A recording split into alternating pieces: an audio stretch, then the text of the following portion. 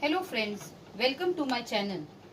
In first part of my lecture, we study figure of speech such as simile, alliteration, repetition, personification, metaphor, etc.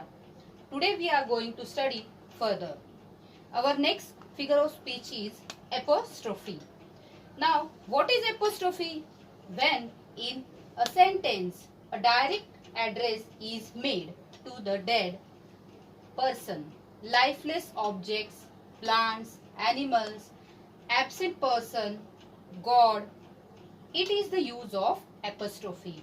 मतलब क्या है कि जब किसी sentence में किसी निर्जीव वस्तु, मृत व्यक्ति या जो अनुपस्थित व्यक्ति हो, पशु, पक्षी या फिर गॉड को संबोधित करते हैं तो वो कहलाता है एपोस्ट्रोफी फिगर ऑफ स्पीच। मतलब जैसे जो हमारे सामने आज यहाँ पर प्रेजेंट नहीं है और उनके बारे में हम बात कर रहे हैं या फिर उनकी तरफ एड्रेस कर रहे हैं तो वो होता है एपोस्ट्रोफी फिगर ऑफ स्पीच।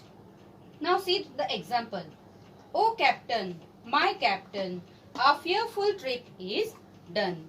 अभी ये जो एग्जाम्पल है ये सेंटेंस आपकी टेक्स्ट बुक में एक पर्सन का है जिसका नाम है एक पोयम का है जिसका नाम है ओ कैप्टन माय कैप्टन। अभी ये आपके इंग्लिश मीडियम की जो टेक्स्ट बुक है उसमें से एक पोयम ली गई है और उसमें से ये फिगर ऑफ स्पीच लिया गया है। उस पोयम का नाम है ओ कैप्टन माय कैप्टन। अभी इस पोयम में कैप्टन का मतलब है अब्राहम लिंकन को कहा गया है। मतलब कैप्टन किसे कहा गया है? अब्राहम लिंकन को। तो इस पोयम में उसको संबोधित किया गया है जो कि मर चुके हैं। इस पोयम में कैप्टन मर चुके हैं और पोएट उनकी तरफ एड्रेस्ड कर रहे हैं, उनको एड्रेस करके बोल रहे हैं O captain my captain, a fearful trip is done. मतलब हमारी जो भयानक यात्रा है वो अभी खत्म हो गई है, ऐसा पोएट ने कहा। लेकिन किसके लिए कहा? जो व्यक्ति डेड है, डेड पर्सन के लिए कहा गया है। Now next examples, exams, I wish you were never there, never. अभी इस एग्जाम्पल में हम देख सकते हैं कि एग्जाम्स क्या है? एक एब्स्ट्रैक्ट आइडिया है और इस एब्स्ट्रैक्ट आइडिया को यहाँ पर एड्रेस किया गया है I wish you were never there. मतलब एग्जाम को संबोधित करते हुए कहा गया कि मैं चाहता हूं अगर तुम न होते, कभी भी न होते तो। Next example, please open up my eyes dear Lord. अभी ये जो पोयम है ये 10th English medium 10th semi की जो टेक्स्ट बुक है उसमें से ली गई है पोयम टीनेजर्स प्रेयर। तो इस सेंटेंस के थ्रू पोएट जो है वो कह रहे हैं कि please open up my eyes dear Lord. मतलब इस सेंटेंस के माध्यम से वो कहते हैं कि जीवन में अगर आगे बढ़ने के लिए हमें बहुत सारी चीजें हमें फेस करनी पड़ती है। तो कुछ चीजें बुरी होती है, कुछ अच्छी होती है। तो अच्छा और बुरा ये दोनों चीजें हम समझ सके, हम देख पाए, ये देखने की क्षमता वो लॉर्ड से मांग रहा है। Now our next figure of speech is पन। व्हाट इज अ पन? ये एक ह्यूमरस थिंग है। ह्यूमरस क्या होता है? A humorous way of using a word और phrase so that more than one meaning is suggested. मतलब क्या कि पन को हम कह सकते हैं कि एक तरीका होता है, एक ह्यूमरस तरीका है वर्ड्स को यूज करने का। मतलब कुछ वर्ड्स का यूज करके हम जोक बनाते हैं।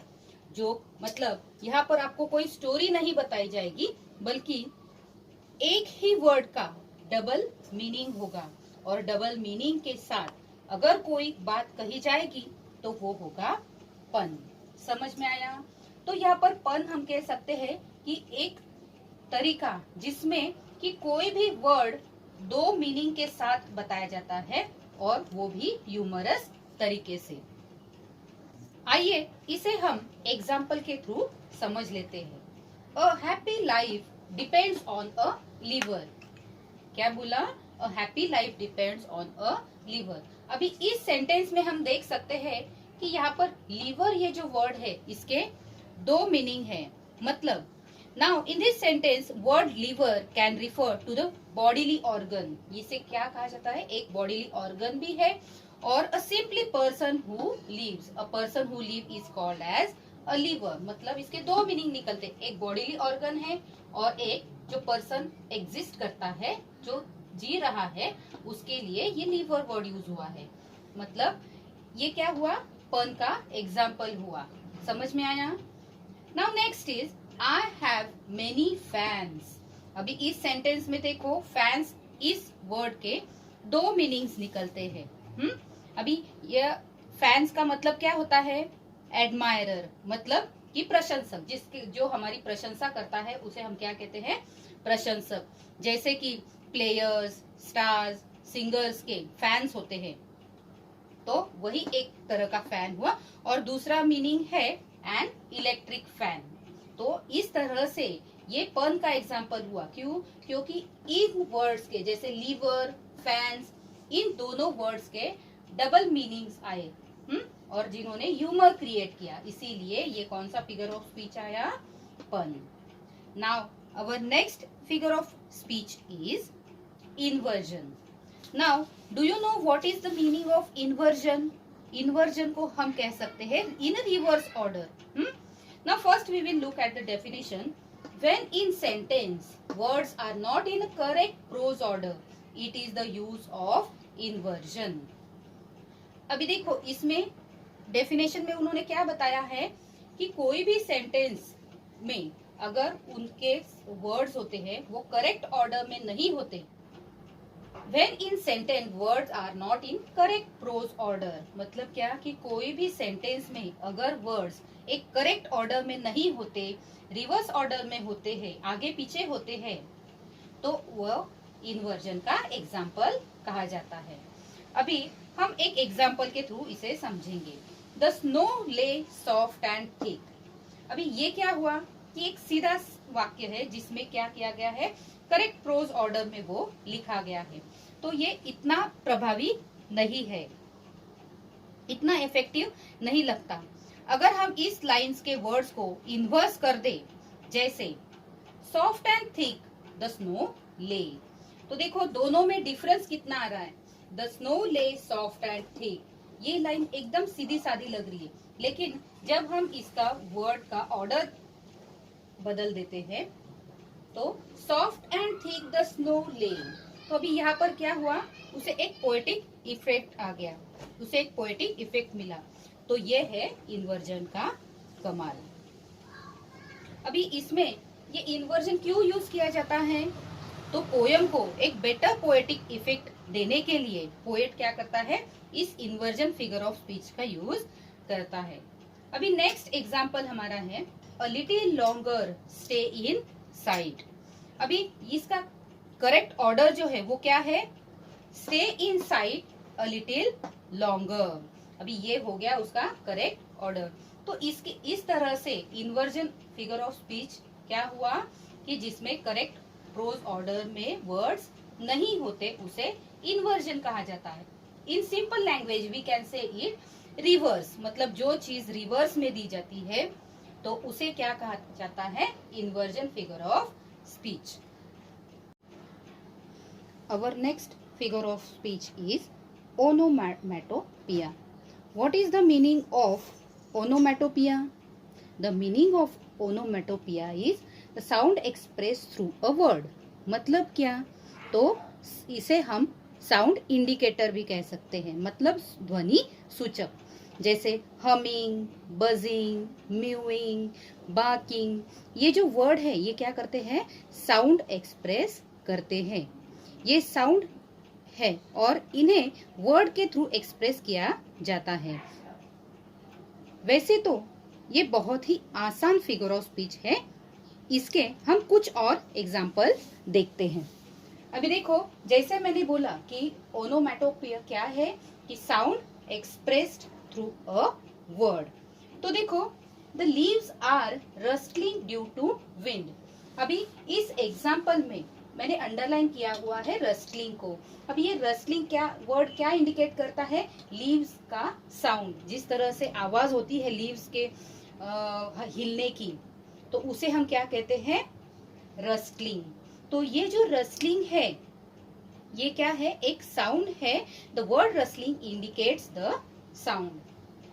Someone is knocking on the door. अभी यहाँ पर भी नॉकिंग को मैंने अंडरलाइन कर दिया है। इस नॉकिंग को अगर हम देखें तो ये वर्ड क्या है, एक साउंड इंडिकेट करता है, ध्वनि सूचक शब्द है। तो ऐसे शब्दों को ही अगर कोई सेंटेंस में यूज किया जाए तो वो सेंटेंस क्या कहलाता है, it is an example of onomatopoeia. Now next, the earthquake rumbled the foundation of our house। रम्बल्ड का मतलब क्या है, हिला देना। जो नींव होती है, अर्थक्वेक होने से क्या होता है, अर्थ शेक होती है, जिससे घर जो होते हैं वो हिलने लगते हैं, मतलब फाउंडेशन को हिला देता है। तो the earthquake rumbled the foundation of our house. Rumbled क्या करता है, एक तरह का साउंड करता है, हिलने का साउंड होता है, जिसे हम क्या कहेंगे, किसका एग्जाम्पल कहेंगे, ओनोमैटोपिया का। Time just keeps on ticking. अभी इस सेंटेंस में भी टिकिंग क्या है, ये घड़ी की आवाज है, टिक टिक टिक आवाज होती है, और ये क्या करती है, टाइम को आगे बढ़ाती जाती है। मतलब time just keeps on ticking मतलब टाइम आगे आगे चलता जा रहा है, बढ़ता जा रहा है। तो ये टिकिंग क्या करता है, साउंड इंडिकेट करता है। That is an example of onomatopoeia.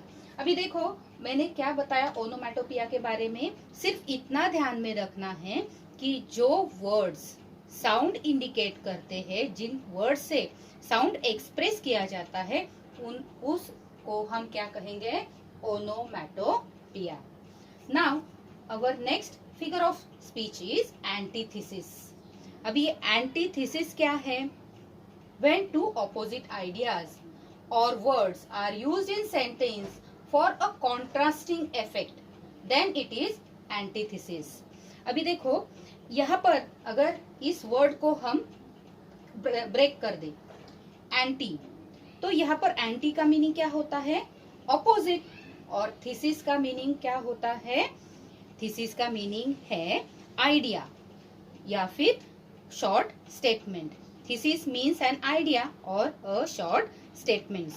तो जहां पर ऑपोजिट आइडियाज वर्ड्स यूज किए जाते हैं तो वो है आपका एंटीथेसिस। अभी ये आपको ध्यान में किस तरह से रखना है, एंटीथेसिस, इस वर्ड को ही ब्रेक करके याद रखना है। एंटी का मीनिंग ऑपोजिट और थीसिस का मतलब वर्ड्स, आइडियाज और शॉर्ट स्टेटमेंट्स। तो जहां पर ऑपोजिट आइडियाज यूज की जाती है, ऑपोजिट वर्ड्स यूज किए जाते हैं या फिर ऑपोजिट शॉर्ट स्टेटमेंट्स यूज किए जाते हैं, उसी को हम कहते हैं antithesis. Now we will see one sentence, he want to light the dark route. अभी ये जो सेंटेंस है, इस सेंटेंस पे हमें क्या दिखाई दे रहा है, टू वर्ड्स जो है उसे अंडरलाइन किया हुआ है। तो लाइट और डार्क, तो ये दोनों क्या हुए, ऑपोजिट वर्ड्स हुए। लाइट का ऑपोजिट क्या है, डार्क। तो देखो, he wants to light the dark route, मतलब एक ही सेंटेंस में दो ऑपोजिट वर्ड्स यहाँ पर यूज किए गए हैं, जिसे हम कह सकते हैं एंटीथेसिस। क्यों, क्योंकि उसमें ऑपोजिट वर्ड्स यूज किए हुए हैं।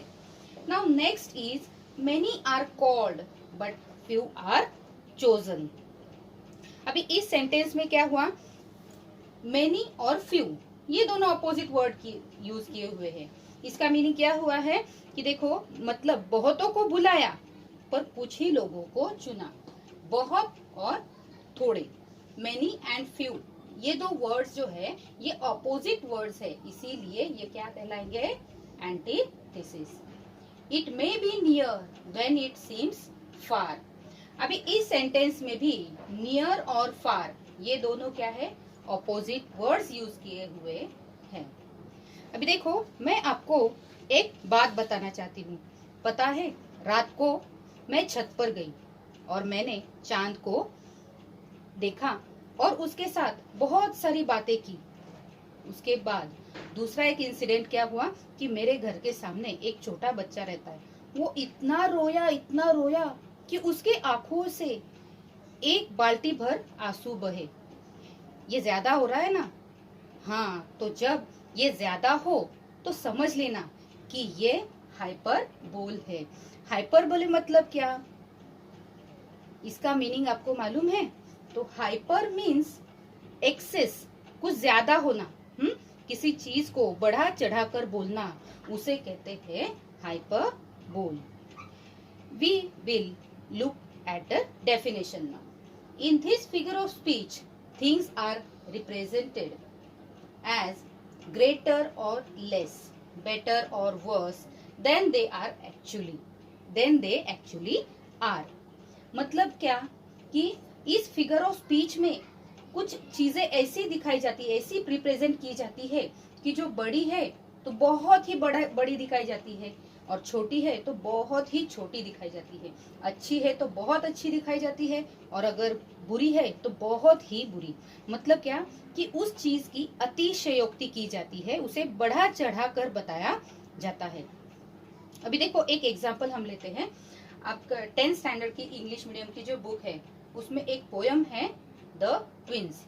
अब इसमें वो ट्विंस बच्चे हैं, तो उनमें क्या बताया गया है कि जब पोएट की डेथ होती है तो लोग, जो नेबर्स है वो आकर क्या करते हैं, उनके भाई को उठाकर ले जाते हैं और उन्हें दफन कर देते हैं। तो ये क्या हुआ, अतिशयोक्ति हुई, हाइपरबली हुआ। क्यों? क्योंकि जो व्यक्ति गुजर जाता है उसे छोड़कर दूसरे व्यक्ति को, क्यों? क्योंकि उनमें बहुत सिमिलैरिटी है दिखने में, वो दोनों सेम दिखते हैं। तो ये तो ज्यादा हुआ ना कि डेथ किसी और की हुई और जाकर किसी और को दफन करके आए। तो ये हुआ हाइपरबोले का एग्जाम्पल। अभी देखो ये जो हाइपरबोली है इसे हम एग्जैजरेशन भी कहते हैं। शॉर्ट में क्या कह सकते हैं, एग्जैजरेशन। मतलब किसी चीज को हम बढ़ा चढ़ाकर बताते हैं, किसी चीज को एग्जैजरेट करके बताते हैं। एग्जाम्पल देखो, I am so tired I could sleep for a year. मैं इतनी थकी हूँ कि मैं 1 साल तक सो सकती हूँ। इतना कोई सो सकता है क्या? क्योंकि कोई भी इंसान 1 दिन सो सकता है, 1 रात सो सकता है, 1 साल तक कुछ ज्यादा ही हो जाता है। एग्जैजरेट कर दिया है यहाँ पर, दैट मीन्स हाइपरबोली। अभी हाइपरबोली क्या है कि कुछ चीज को यहाँ पर बढ़ाकर बताया गया है। 1 साल तक सोना, ये क्या हुआ कि बढ़ाकर वो बात बताई गई है। अभी देखो मैंने बोला ही रैन फास्ट, तो इसमें कोई इतना दमदार वाक्य नहीं लगता। ये चीज इतनी दमदार लग रही है क्या? नहीं। लेकिन अगर यही सेंटेंस मैंने कुछ बदल कर लिखा और कहा he ran faster than the speed of light, क्या बोला मैंने कि he ran faster than the speed of light. अभी इतना तेज, वो भी स्पीड ऑफ लाइट की तरह, तो कोई दौड़ ही नहीं सकता। ये सिर्फ एक्सैजरेट करने के लिए किसी के दौड़ने के स्पीड को स्पीड ऑफ लाइट से कंपेयर किया गया है। समझ में आया?